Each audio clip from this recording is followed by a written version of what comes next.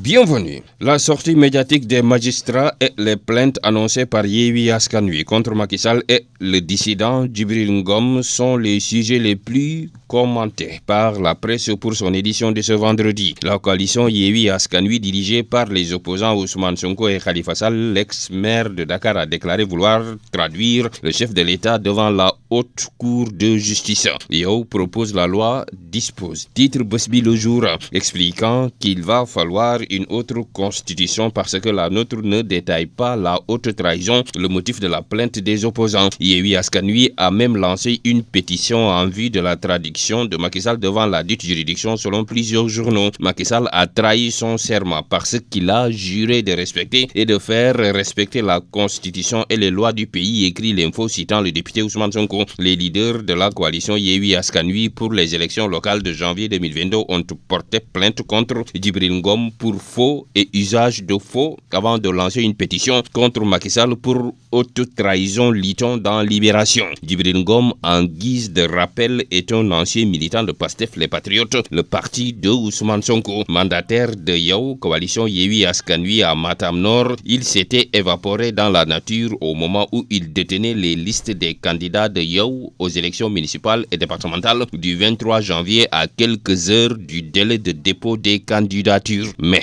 la coalition Yow a échappé à la forclusion grâce à la cour d'appel de Saint-Louis. Djibril Ngom a été reçu par le chef de l'État quelques jours plus tard, ce que l'opposition considère comme un acte de haute trahison qu'elle impute à Macky Sall. M. Ngom a également rejoint l'APR, le parti du chef de l'État. Les leaders de la coalition Yewwi Askan Wi ont désigné le président de la République comme le commanditaire des actes posés par leur ex-mandataire dans le département de Matam, rapporte Enquête Quotidien. Transparence et sincérité des élections locales, les magistrats s'engagent. Titre Sud Quotidien à la suite du point de presse qu'a tenu jeudi à Dakar l'Union des magistrats du Sénégal. Il ajoute que le président de l'UMS a donné des assurances en promettant une implication sincère de la justice dans le processus électoral. Les magistrats supervisent le recensement des votes et proclament les résultats de ces élections. Les journaux ont également relevé la divergence de vie du nouveau président de l'UMS avec certains observateurs et acteurs du monde judiciaire concernant la présence du chef de l'État au Conseil supérieur de la magistrature. Ouverture du CSM à d'autres corps. Le nouveau président de l'UMS n'en veut pas, écrit Walfadjri Quotidien. Il affirme, citant Ousmane Chimère Diouf,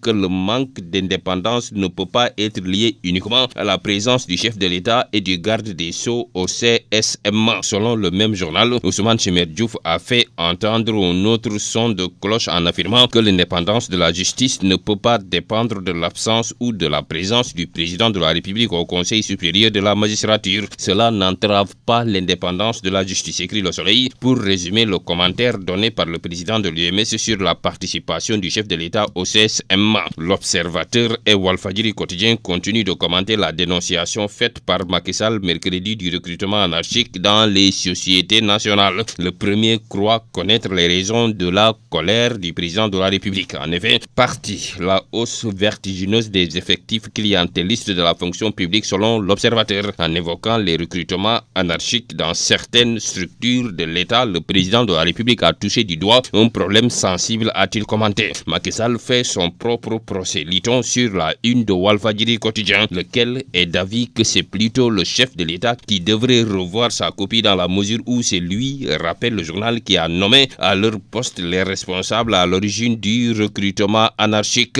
L'AS annonce que 5 députés ont déposé le 4 décembre dernier à l'Assemblée nationale une proposition de loi en vue de la criminalisation de l'homosexualité, de la bisexualité, de la transsexualité, de la nécrophilie et de la zoophilie. Il estime que le phénomène de la déviation sexuelle prend des proportions inquiétantes et dangereuses, ajoute-t-il. Bonne lecture.